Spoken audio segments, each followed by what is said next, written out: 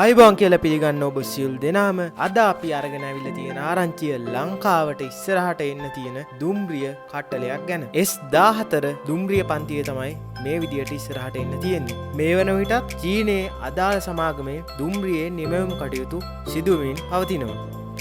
දැනට ලංකාවේ ධාවනයේ පවතින S12 කාණ්ඩයට බොහෝ සෙයින් සමාන මෙම දුම්රිය පන්තිය නුදුරු දිනයකදීම ලංකාවට පැමිණීමට නියමිතයි. මෙම ඡායාරූප චීනයේදී අදාළ සමාගමේදී ලබාගත් ඒවා වන අතර ඡායාරූපවල ස්තුතිය ප්‍රධාන නියාමක මනුර පීරිස් මහතාට හිමි විය යුතුයි. තවත් මේ වගේ වීඩියෝ බලන්න channel එක subscribe කරන්න.